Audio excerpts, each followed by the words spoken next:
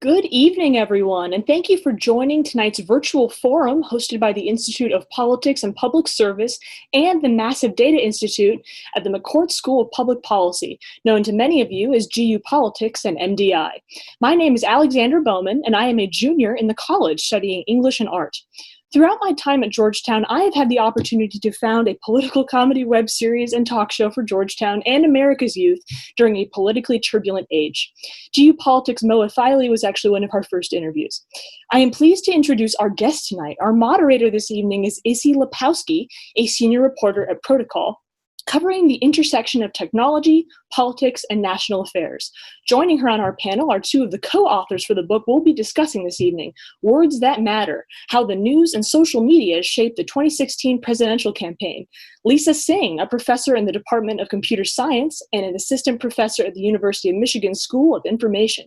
We also have with us on the panel two distinguished Hoyas, journalist Peter Hamby, the host of Snapchat's Good Luck America, and Jenna Lauenstein, who in 2016 served as Clinton campaign digital director, and most recently as Cory Booker's deputy campaign manager in his 2020 presidential race.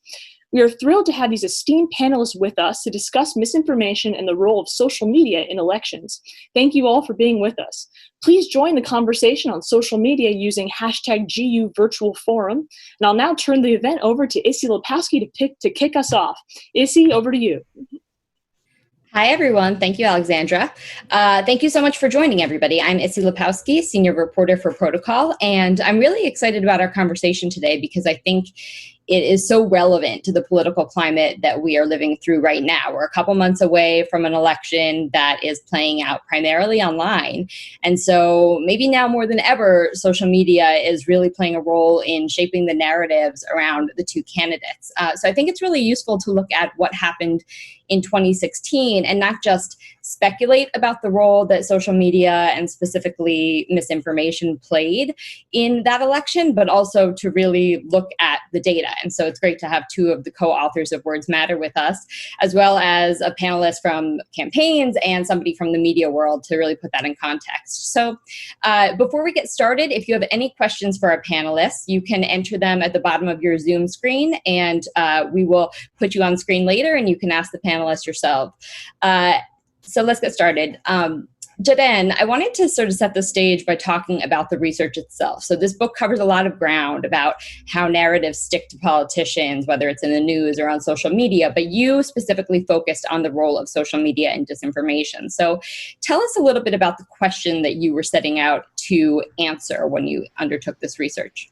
Yeah, thank you. Yes, so the book is really trying to look at various different streams of information. And our goal was to really understand what information is being produced, how the information gets to the voters, what information the voters absorb, and in this kind of new and complex information environment that we have. So what we found as we looked at these data streams is that the kinds of information that people share on social media and the kinds of things that they remember about the candidates was quite distinct from the kinds of information that's being produced by traditional news media and that is being shared by journalists on social media as well. So that, I think, it motivated this question about what are some other data streams, information streams that people could have been paying attention to. And one question there obviously is information that's being produced by low quality or fake news producers. So the book itself is looking at, as I mentioned, all of these different streams, but the question about disinformation was basically, the goal was there to understand what was the prevalence of content produced by fake news producers, how that prevalence changed over time, how that related to the various campaign dynamics. And we also wanted to understand the content of these fake news producers, as well as traditional news producers, and try to understand what kind of things stuck with people. So is it the information that's being produced by traditional news versus fake news producers? So there, what we found was that we see that the traditional news outlets collectively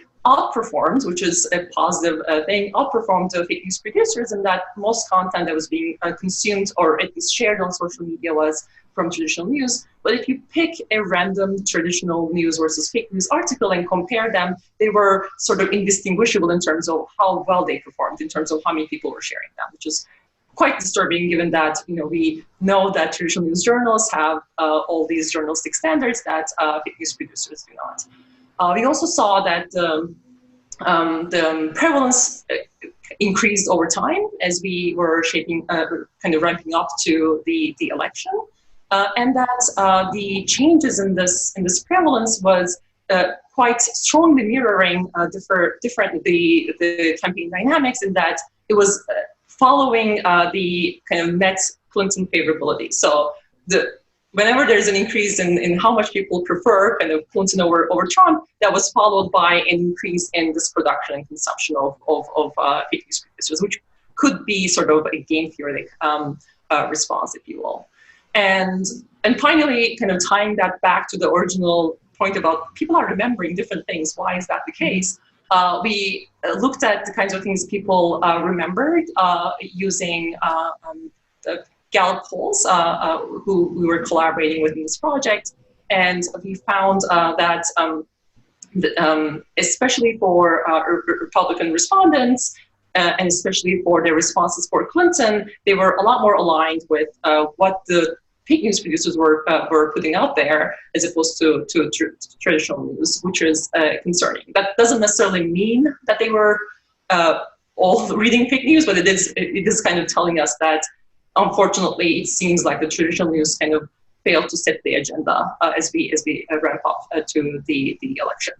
And the topic that I think comes across so clearly that the fake news producers were talking about and that people were remembering was Hillary Clinton's emails, right? So that is a finding that, so Lisa, I wanted to turn it to you. So what I thought was really fascinating was you guys looked at a random sample of tweets from fake news producers, and you looked at a random sample of tweets from traditional news outlets and found that the fake news producers tweeted about the emails a ton and the traditional news outlets didn't so much. And yet, as Jaren just mentioned, the thing that really stuck with people was the email. So what does that tell you about who is controlling the narratives that stick on social media? So that's a great question. And I think our book doesn't give a causal link as to exactly who it was that produced it. But I do think there are some takeaways that we have. One is, I think Trump does a very good job of switching his own narrative frequently enough that people didn't stick with a narrative for him, including traditional journalists. And I think he also very much drove a narrative about Clinton's email and her corruption. And so part of this may have been connected to his agenda setting as well. In terms of on social media and in the traditional press, if you look at the amount of discussion associated with email just across everybody, forget for a moment the fake news versus traditional news, it actually email is not dominant all the way through. It's persistent. So it's persistent up until the Comey announcement. It's dominant at that point. But what's interesting here is even though it wasn't dominant all the way through in terms of people talking about it in terms of on social media and newspapers, it was dominant in what people remembered. And so the fake news connection to that, the fact that people were, the fake news focused instead of promoting Trump, on bringing Clinton down, was a very interesting strategy with those bots. Right. And I'm realizing now that it probably would be helpful, just because fake news is such a loaded term, for you guys, Lisa, maybe you could sort of tell us how you guys defined that. What was the scope of fake news or misinformation in your research? Yeah, so fake news is typically defined as false or information that's intentionally deceiving, whereas so there's a lot of different definitions, and I think in the book we actually took a different approach. Instead of focusing on the tweet or post itself, we focused on the providers of information. There are a number of outlets that look to see who promotes fake news and who doesn't. And so for us, it was a much easier approach to focus in on the providers and instead of a single article or a single post. So that was the approach we took. There are a lot of different definitions. There's misinformation, there's disinformation, there's fake news. There's a lot of different ways to view it, but I think it goes down to intent. And so disinformation includes intent to harm. Misinformation we assume is false but doesn't have the intent to harm. And false news can, depending upon people's definitions, can be either one of those or both of those. Great. So Jenna, I'd love to take you back to 2016. I'm sure that's not a place you love to revisit. But, we kind of talk about misinformation and fake news as if it was this new phenomenon in 2016. You were not new to politics in 2016. So I wonder, was there a point when it became clear that there was this sort of new phenomenon, this deluge of fake news and misinformation that you guys were going to have to contend with? Yeah, that's a great question. Thank you, Issy. I think that there's definitely a tipping point for us, and I'll get to that in a second, where we started to understand that the disinformation that we were seeing about Hillary Clinton was coordinated or was purposeful. As Lisa said, it had intent. We knew certainly much earlier than that that there was a lot of it out there. I would say, for much of 2015, for much of 2016, I was drowning in misinformation about Hillary Clinton. It was my job to be in comment sections of everything that she posted on the internet. It was my job to, measure who was clicking on ads and what they were saying when they were filling out forms for us, who was responding to our emails. And the disinformation ranged broadly, everything from, misleading spin on her policy positions to assertions that she'd killed people or hired people to kill people. And with that volume of misinformation, it was a little bit difficult in the moment to understand or to be able to see with any context what was resonating, what was carrying, and what was noise. I think in particular, and this is maybe my biggest professional regret, so I'm sharing something with you all tonight. I think it took us until late summer 2016 to really understand that what we were seeing and experiencing was coordinated and did have intent. I think it's likely that a lot of that was because we chalked up a lot of the content about Hillary Clinton on the internet to the experience of being a high-profile woman on the internet and the kind of misinformation that most high-profile women on the internet face. And if you're Hillary Clinton, it's the end of 30 years of coordinated political messaging, not all of which was disinformation, some of which was disinformation, that's built a public narrative around you. And so I think we, to our error, sort of misattributed a lot of what was happening to just the reality of being a high-profile woman, being a first. And it wasn't actually until late summer 2016 that was my personal sort of aha moment when we started to see really pervasive disinformation. I'm trying to be really precise about my terms. Thank you, Lisa. About how and when to vote, that it became clear to us that this wasn't just sexism, that this was a coordinated disinformation campaign. In particular, we started to see on Facebook, which is a platform that's pretty opaque because of the way information flows on the platform.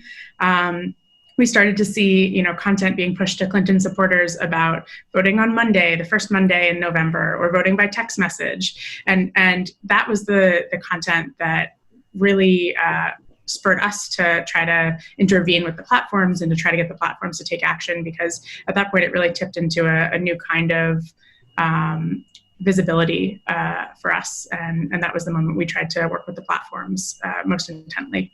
And what kind of response did you get from the platforms? I feel like I remember having conversations with them, and the idea of these coordinated campaigns was not even a thought in their mind in 2015, 2016. So what was the response they gave you? Yeah, I think it was pretty short and to the point that the content didn't violate their terms of service, and that they weren't in the business of being the arbiter of information created by users. And so that was the reality that we were operating under for the last quarter of the campaign, when we knew that there was a problem out there. We didn't have reliable partners on the platform end because they just weren't ready or able at that point to try to take action to intervene in this false content. I definitely want to get to sort of what has changed to today. But Peter, first I wanted to turn to you. I think every reporter has had to have a conversation with themselves and their editors about, how do we cover misinformation? How do we cover fake news in a constructive way? In a way that doesn't give it too much oxygen, but also sets the record straight, because that is our job. So tell me a little bit about your thinking about the role that media should play in countering these misinformation or disinformation narratives, and has that thinking changed since 2016 at all? Yeah, I think the coverage of misinformation, disinformation, and just generally what's happening on the internet was a huge blind spot for the press. And I worked at CNN for 10 years before Snap, and I have friends in old media, digital media, and all over the place. It continues to be the reality that in the mainstream sort of legacy Acela corridor media, there is a lack of literacy, not just about the platforms and what they are.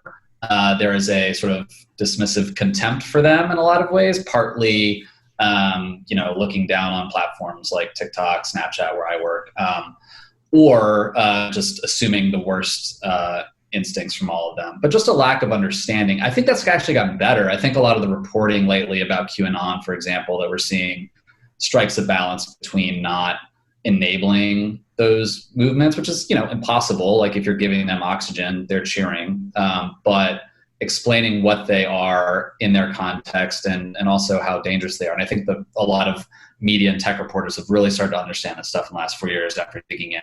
I think the larger conversation goes back to the beginning of this panel. I think that you cannot analyze the role of disinformation, fake news, whatever spreading on social media, without also analyzing both the withering stature of the mainstream press and the fact that increasingly fewer and fewer Americans are getting their news from mainstream sources. They might see clips from CNN or Fox or the New York Times on the internet, but the amount of tune-in from Americans to cable news is infinitesimal. It is infinitesimal. And the fact that the president watches television all day and reads the clips, I think gives the Washington media this idea that they're at the center of the conversation when they're actually not.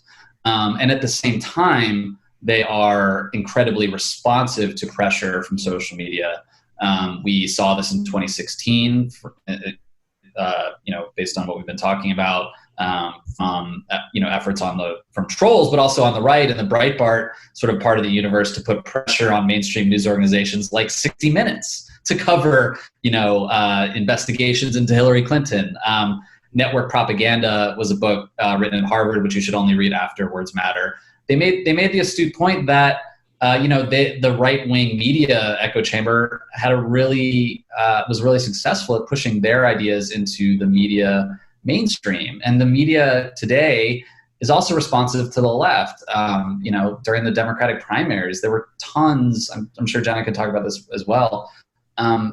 Reality got distorted on Twitter because reporters live on Twitter, and that is the assignment desk for political reporters. And so if someone from, a DSA Red Rose person on Twitter is agitating reporters constantly, that becomes a reality for that person living in that social media feed when it might not be the, reality in Dubuque, Iowa. So, I do think the press has gotten better at understanding what's happening on the internet.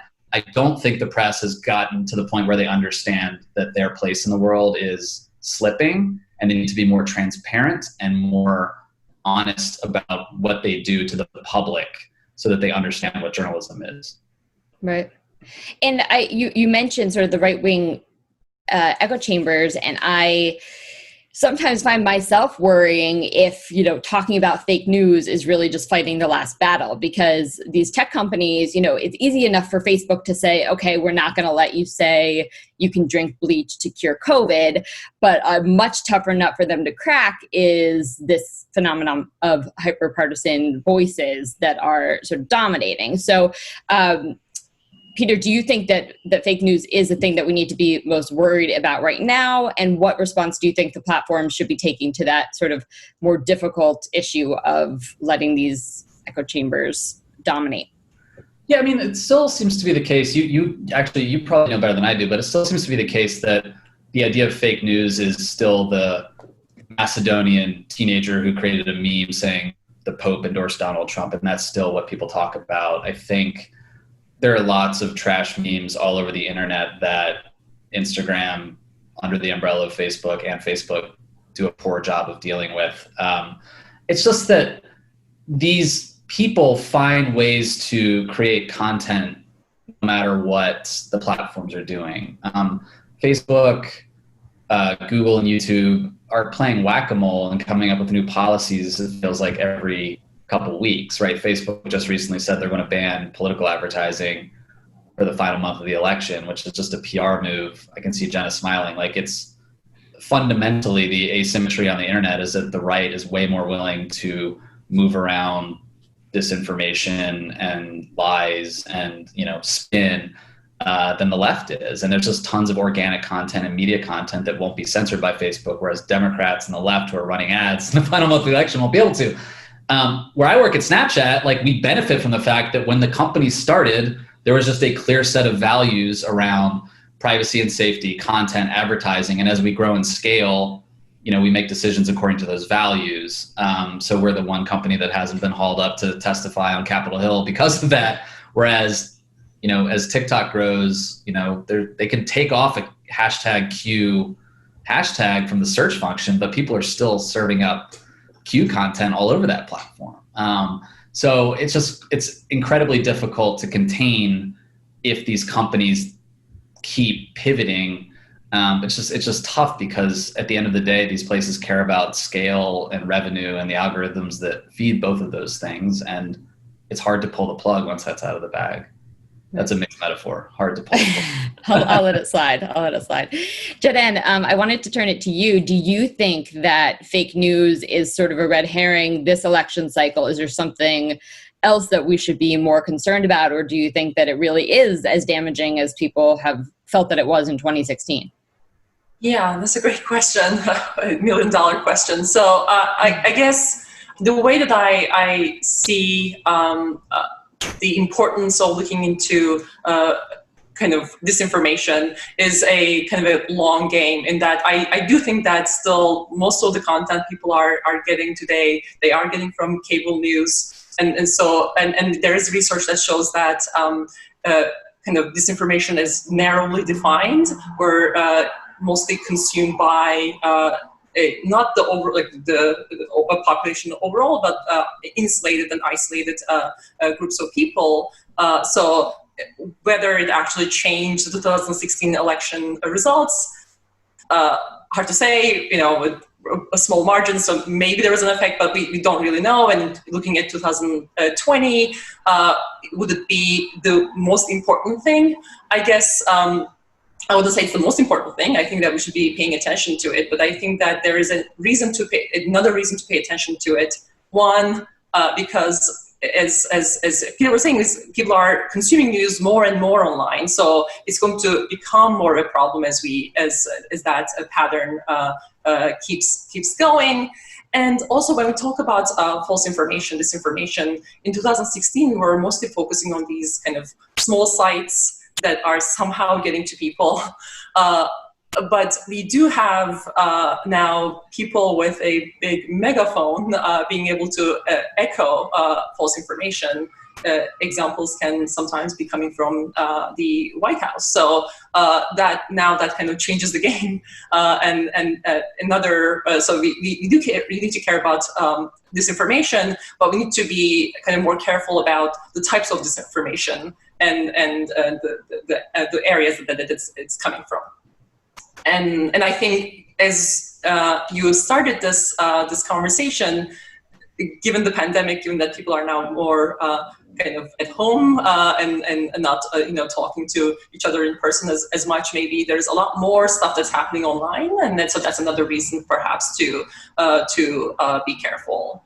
But I guess it's also important not to give this too much air, like Oxford said, in that we do need people to trust institutions, and it's really hard to go to a place where people are unsure. Like if you're unsure of whatever you read online, that it could be misleading. It makes it really hard to trust in democracy and the institutions. So it's important to pay attention to them, but also acknowledge that they are only part of the problem, and they're really a symptom as opposed to the cause, the way that I see it.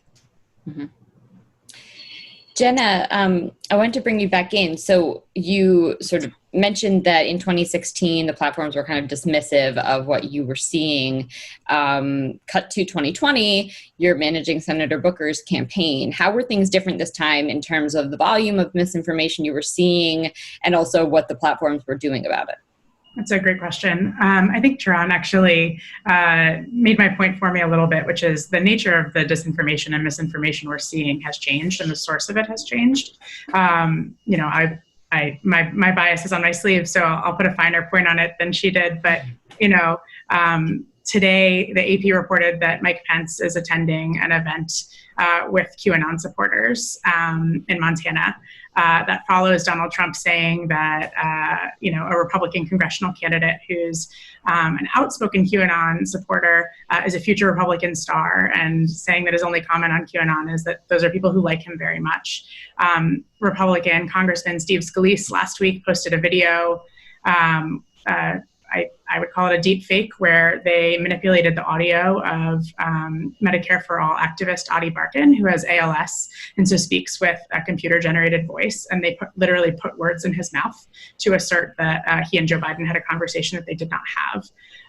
The sort of disinformation that's coming from mainstream institutional Republicans, starting at the White House, is a very different problem than the one that platforms faced in 2016, and frankly, reporters faced in 2016.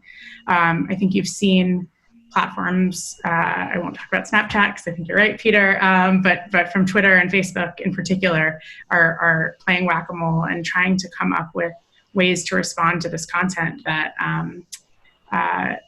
it's a tough position to be in. If it's the president of the United States, it's tough to say we're just going to take his content off of our platform. That's actually, I have some sympathy for that. I think that is actually a difficult decision. And the solutions they've come up with, which are putting these totally anodyne labels on this and saying, some folks challenge the validity of this, click here for more information about how to vote. It's just not actually a sort of correctly scaled solution for the problem. So, before I jump into the primary, I did want to make that point. The primary was really interesting for me because, one of sort of my hypotheses about misinformation and disinformation is that the actors who create it, particularly those with intent, have a conscious or subconscious understanding that there are people who are going to be better targets of misinformation and disinformation, meaning candidates, than others. There are people who are going to believe, people who the public, or candidates who the public are going to believe things about, and candidates they're not going to believe things about. And I had sort of a weird A/B test experience during the primary where, I'll just talk about one anecdote, but Cory Booker and Kamala Harris co-sponsored a bill in the Senate about lynching. It was an anti-lynching bill. And basically the same week it got released, the actor Jussie Smollett, I don't know if you guys remember this story, it turns out falsely reported that he'd been attacked, and the nature of the attack had been racist, and racist slurs had been used. And this massive bubble of misinformation happened on Twitter, where people asserted that Jussie Smollett was doing that on behalf of Cory Booker and Kamala Harris to bring attention to their bill, which is just such a ridiculous claim. But there was a really different way in which the volume of information about Cory Booker and the volume of information about Kamala Harris manifested, where when you Google searched Kamala Harris for weeks after that, the second thing that came up when you typed in her name into the Google search bar was Kamala Harris, Jussie Smollett aunt. People asserted that they had a familial relationship. And that just didn't happen with Cory Booker. And I raise this example because I actually want to put a fine point on America hasn't elected female executives ever. And I do think that there's sort of a willingness to believe misinformation and disinformation about female candidates to this day. I don't think it's a mistake that, or an accident that Trump's attacks on Joe Biden don't stick the way they stuck on Hillary Clinton. I don't think it's a mistake that Jussie Smollett connection stuck to Kamala Harris the way it didn't stick to Cory Booker. And, you could say Kamala Harris had a higher profile than Cory Booker at that point in the race. But another quick anecdote is I worked for Cory Booker, but there was a moment where I was a vocal supporter of Kirsten Gillibrand because she was being excluded from the debate stage. And for about a week, I tweeted something dumb about supporting her, and obviously it got picked up and, everywhere in a million news articles. And for weeks, I was hounded by people who were just putting the most horrific information about Kirsten Gillibrand in my timeline in a way that I tweeted about Cory Booker 100 times a day. It was my job, and I just didn't get a fraction of that. And so I do think that there's something to sort of tease out about who do we believe false information about, and where is society sort of already willing to believe in half-truths and misinformation. And I think candidates of color and women candidates in particular are susceptible to that in a way that other candidates are not. That's really interesting. And maybe you just gave Lisa and Jaden their next assignment, I don't know, to study the varied impacts on men and women of misinformation. Lisa, you guys make the argument in the book that 2016 had the optimal conditions for the spread of fake news. So can you walk us through what those conditions were, and are we seeing those conditions at play again now? Sure. So I do want to just say one thing about the conversation that was just going on, and then yes, I'll flip to that. I do think we are at a stage where we need to accept the fact that misinformation is part of our lives. We can't get away from it. And in 2016, we may have thought we could somehow combat it or somehow it was going to go away. But now I think as just citizens, we have to be aware that we have propensities to be interested or to believe information that we align with. So Democrats are going to believe things about Joe Biden that are positive, and maybe believe less about these hyper-partisan conversations, right? It's there. It's not going to stop. Yes, it may exist a lot more on one side. I'm not claiming that's not the case, but we do need to just pay attention to the conversation and make sure the sources of information are sources that we trust. Even our friends, they may not know where they're getting their information. So going back to this question about the conditions, it's a very interesting question.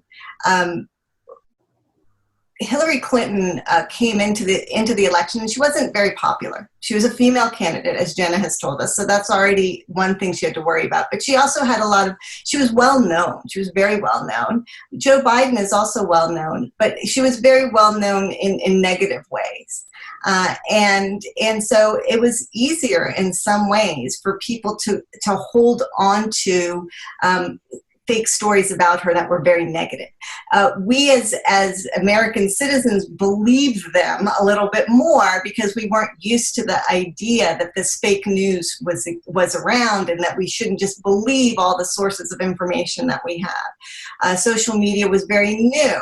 Social media was also very dominant in the way that it promoted its advertising. There were no restrictions in any way on the internet or the way advertising was done. So the Republican Party and Trump could really take advantage of identifying individuals that they wanted to target their ads to, set up ads that had certain links to certain types of conversations. And it wasn't them alone, like Russians and people who were foreign influencers could get involved in this, and there were no restrictions on it. So it really was an ideal moment in time.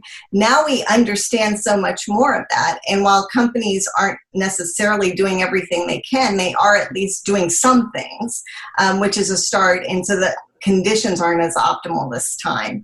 And I think the other thing that was really prevalent to think about is Trump was an unknown commodity. I mean, we knew him from television, but we didn't really know a lot about him. He wasn't a politician. He wasn't someone who was that we knew about his policies. So nothing really stuck. He could change the conversation a lot, and we were fine with him changing the conversation. And because of that, he also didn't get the scrutiny that Clinton got. She got much more scrutiny in that sense too. Right. I think that was one of the really fascinating charts you guys have, is you see all these peaks and valleys for Trump, and the peak is, I don't know, whatever the scandal, and then that scandal kind of doesn't appear again. But with Hillary Clinton, you just have the email scandal the whole time, and it's almost like he was rewarded for having more scandals somehow in the public consciousness. Exactly right. That's exactly right. So no matter what Clinton did, she had a great debate performance, and her debate topic would go up for a brief amount of time. But no matter what she did, it always went back to email, or a negative story, her health conditions, something negative. But with Trump, even though many of the stories were negative, they would last a week at a time. His scandal with women, he might have something that he said about Mexico, he might have something that he said about something.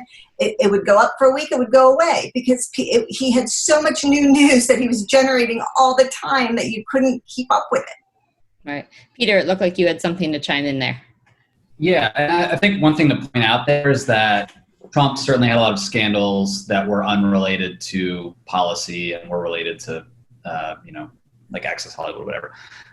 A big difference, another asymmetry between the kinds of scandals that Hillary faced versus Trump, was that a lot of Trump's scandals were policies and vice versa. So Trump saying, I want to ban Muslims, Trump saying, I want to build a wall, saying something about bringing back jobs from China, whatever, like things that sounded outrageous to people in the press at the time were actually policies. So when Trump was saying something, it was getting a message out there. Whereas Hillary's scandals, and I think questions about her health actually that day when she fainted or whatever in New York were actually reasonable. But like many of the other things weren't related to, policies or a message. Like there were no scandals around Hillary's healthcare ideas, for example. So Trump benefited from just saying scandalous policies. And people talk about liberal bias in media. The real bias in media is toward scandal, conflict, and what's new, as Lisa just said, and Trump was new. And it's like, oh, wow, this guy's saying we're going to build a wall against across the U.S.-Mexico border. Not only is that new and outrageous, it's a policy, and it got covered, and that was a big advantage for Trump. That's a really good point. I'll stick with you, Peter. Jenna was bringing up the fact that she has probably a very little bit of sympathy for the platforms, in that they have to figure out how to handle the president of the United States spreading misinformation or what have you. I think Snapchat is interesting because earlier this year, when there was this big debate about what Facebook and Twitter should do around his tweets about shooting looters in Minnesota, Snapchat was the only company that basically said, okay, even though this didn't happen on our platform, President Trump's account is not going to be promoted in Discover, which is how people, discover new content. That was a pretty big stand, considering it wasn't even on their platform. So does that feel like the right call? And more specifically, does that kind of, having an eye on what's happening off of a platform, does that feel scalable across social media? No, I don't think it does. I mean, other platforms let racist ideas flourish and check them sometimes, and sometimes they don't. For people who don't use Snapchat, even the term social media doesn't quite apply to us. Like, it's partly a communications platform. People are familiar with snapping and texting your friends. We also have, as you mentioned, Discover, which is a curated content experience on Snap. That, my show, Good Luck America, on Snapchat has over 2 million subscribers who watch every day, and we cover politics. But they hired me as a journalist to make that show, and we have a whole content team around things like sports, fashion, like makeup tutorials. Like, we have a high bar for the premium content that gets on our platform. But again, that's a decision that we made early on, that we are going to be gatekeepers for what gets on our platform. And when Trump said those things, our founder, Evan, made the correct call that, even if he's not promoting these things on his Snapchat account, we're just not going to promote them. And on top of that, I would add, we do the same thing with advertising. Like we fact check advertising, and we don't let ads run if they don't hold up to our standards. And unlike other platforms, we have an inventory or an ad library, so you can go back and see what ads have been running on Snapchat. Again, Snapchat is bigger in the United States than TikTok. We are almost twice the size as Twitter, but we're not as big as Facebook, Instagram, YouTube, etc. But we are a big platform, and we have, just been a little more conscious about what our community sees. But that's because we were built that way from the beginning. Whereas as a sort of like into a platform where you communicate with your best friends, it's not built for outward facing virality in the same way that, a Facebook or a Twitter is, where the goal is to post something and get attention. That's just not what the platform is. Peter, don't you think that platforms should be more like Snapchat? I mean, shouldn't we force them? Shouldn't we put laws in place that say, you know what, if you know that content is incorrect and there's evidence of it, you should be forced by law to take it down. Like I actually think we should be putting some of that in place and hold some of the social media companies accountable for the types of influence that is taking place with misinformation and disinformation. Yeah, I can't speak to regulatory stuff because that's just not my lane. But like, if you follow my Twitter account, I spend all day saying exactly what you just said. Like, I wish the other platforms would be braver and make decisions that weren't just PR decisions around the spread of this information. And to your earlier point too, I mean, the television networks let like senior people go on television and lie constantly. Like, they need to be held accountable as well. It's a different thing, but it's everywhere. Right. We'll have to leave it to the lawyers to say whether that would have any First Amendment implications. But we do have some questions from our audience. So I'm going to turn it over to Camber whenever you're ready, Camber. Hi, my name is Camber Vincent. I'm a freshman in the School of Foreign Service, majoring in Science, Technology, and International Affairs. I'm calling in from College Park, Maryland, which is just outside of DC in the DMV metro area. So to preface my question a little, for youth, one of the most common forms of entertainment nowadays are pages and apps that allow creators to share memes. However, there's little to no regulation about the information held within these memes, and it acts as a primary source of information for a small but significant group of students. Because of the lack of regulation, there has been a rise of extreme right-wing ideology groups based in these meme-sharing forums who continue to be influenced by intentionally misleading or inaccurate memes being shared. So my question is, what is the role or importance of propaganda being spread in the form of memes on apps like Reddit and iFunny in influencing misinformation campaigns, especially amongst youth? Additionally, are these platforms a priority for misinformation campaigns? Great question.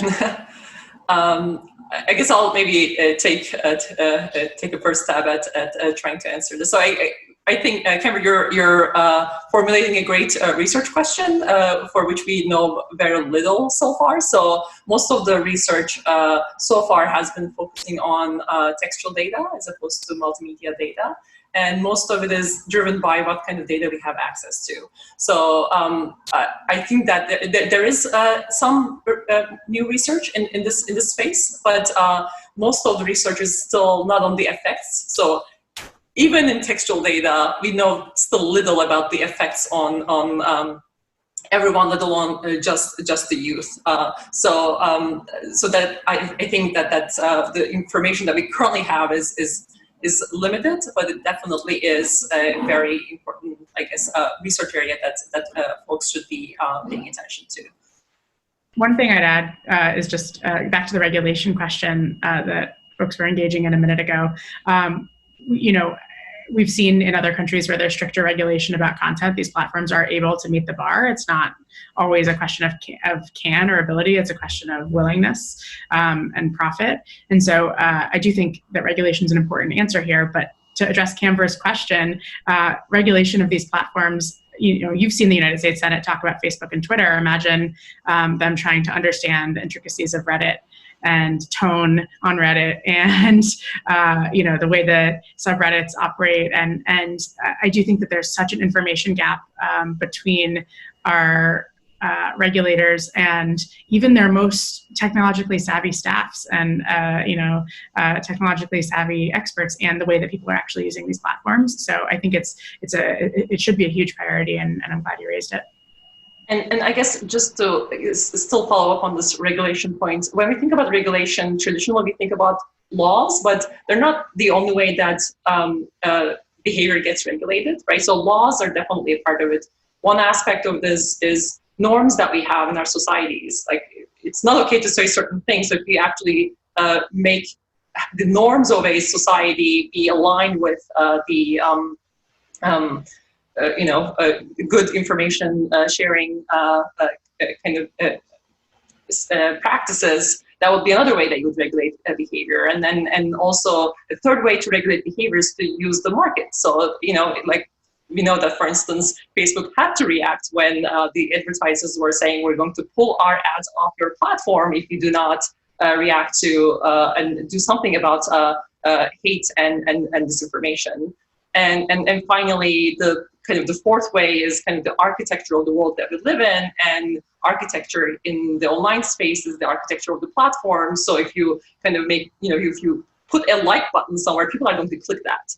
So if you change the platform architecture, you would change people's behavior. So even though I think laws are a way to regulate, I think it's important for us to think about the other forms of regulation, especially because we live in the United States where First Amendment is a very important aspect of the way that we think about producing and sharing information. So there are other ways when the regulators are not responding to regulate behavior. And now we have one more question from Alexandra. Go for it. Great to be back. I am wondering, are there any means, be it word of mouth or maybe Glenn Beck not really being appealing anymore to certain people, or any other methods at all that have managed to convert people from being daily Breitbart ingesters to maybe considering Real Clear Politics or something? What factors are there that make people change or see the light, if you will? Who's our expert on this? I have strong opinions on this from a different direction, which is that format for media companies is extremely important. The CNN, ABC, CBS, Washington Posts, Politicos of the world cannot just expect to keep doing what they're doing in terms of format and remain competitive with the other kinds of content that are available on the internet. Content that could be a meme, right? Content that is short, to the point, entertaining, news that is just reorganized and presented in a different way. The Washington Post is actually doing a really good job innovating in this space. Axios has been good. In other words, thinking about take the news as we think of it, which is Wolf Blitzer standing on a set and then interviewing a panel of people. That is a boring news experience for most people. Reading a 10,000 word black and white article in the New York Times is a boring experience. In news, that stuff is hallowed. It is important. It's the way of doing things. There's a reason The Daily is extremely successful. It is journalism, but it is also reorganized. It is made into a dramatic story. It is portable. It fits into people's lives. So if journalism is going to compete with the Breitbarts of the world, which are always going for the most salacious thing, they're blaring headlines, news organizations really have to rethink format to take their news and their credibility and put it in front of people and make it available to them in ways that make sense to their daily lives. People aren't sitting down to turn on TV. They aren't subscribing to newspapers. It has to flow in different directions. And I think that's extremely important and under-discussed in the press.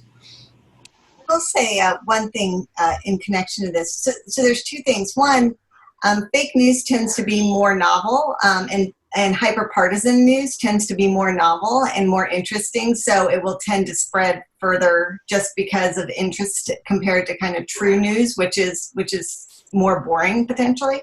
But the other thing is, if we look at our own lives, we're in these very isolated networks, right? Like you have a lot of friends who are exactly like you.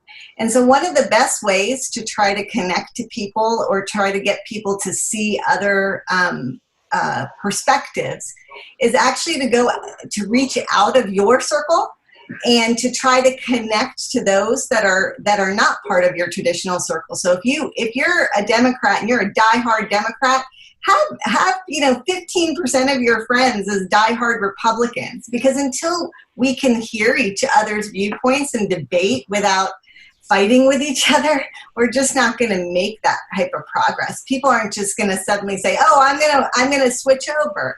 It's really, and I would say it's really your generation that has to do that. And I hate to age myself here, but I think my generation has failed at this, and hopefully we'll get better at it. But we are these echo chambers, and we need students to not be those echo chambers, to actually bridge and cross. I think it's really important. We have one more question from Michelle. Michelle, do you want to go for it? I was wondering if we're at the point where we have to include responsible consumption of information in our curriculums across the country. And if so, is this even possible to do? Jenna, you want to take a stab at that? I'll leave it the should we to others on the chat. I assume their answer is yes. The should we, I can't imagine there's political will to tackle this when our public school curriculums struggle to make space for science and art. And so that's a depressing answer, but I would say yes, of course. And I can't imagine the political will is available at this moment.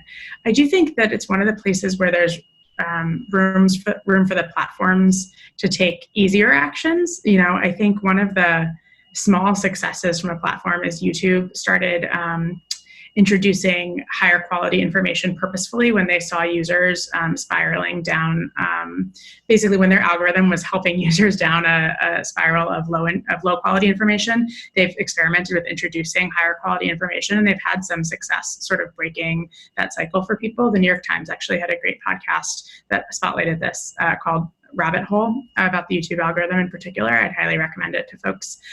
So I do think that that's like a proactive thing the platforms can do, is thinking about how they can disrupt the cycles that their algorithms naturally create.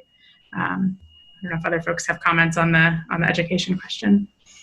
Just a very quick point from research. I think the effectiveness of media literacy, it's mixed so far. So there are some studies that have basically tracked students who take or do not take sort of media literacy kind of training, and see how they react to these false information.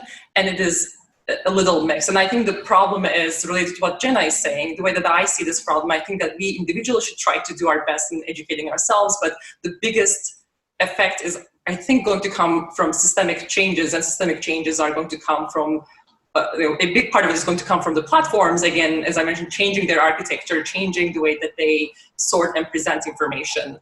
So I think there's some effect, hopefully, in the way that we can use media literacy, but it's by itself is probably not going to change the kind of lever as much as we would like. I have to say 2 words about this because this is something I'm somewhat passionate about. We have a lot of opinions, and we share our opinions all the time, but we have decided that evidence is not an important thing. As a society, we're not requiring evidence with statements that are being made. So if we can teach kids in school to be a little bit skeptical about what they hear, and teach kids in school to try to find evidence to support the pro and the con so that you can weigh both sides of the evidence, that would be so huge. And it's so important that everybody do this across every discipline. We don't have to teach this as an extra thing. we do this within the context of our own disciplines, and we'll be able to make a real difference in how people evaluate different opinions they hear and different thoughts that they even, that they have themselves and that they share. They'll think about providing evidence themselves, and they'll think that's the norm, not just sharing an opinion or an idea and assuming it's true. And Michelle, one thing I would add real quick is there's a program that Poynter launched a couple years ago called MediaWise that focuses on this issue for people in middle and high schools. So, it's not at an enormous scale, but they do have programming for high schools, public high schools included. I'm one of the advisors to that, and they have a lot of research on their website too.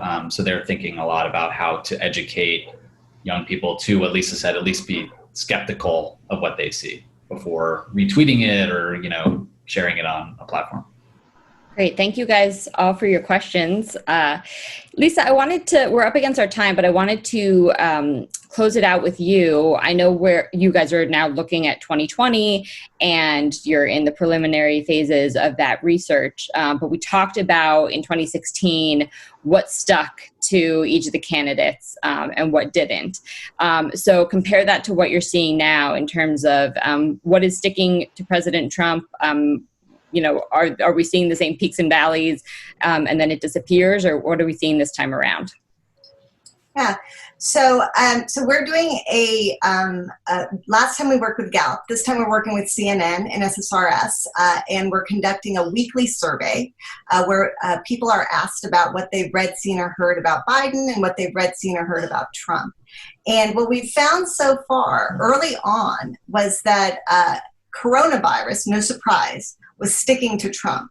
And it was sticking in a way that email seemed to be sticking to Clinton, except for there was one big difference. If you looked at the tone around coronavirus and Trump, it wasn't negative. It was mostly neutral for the most part.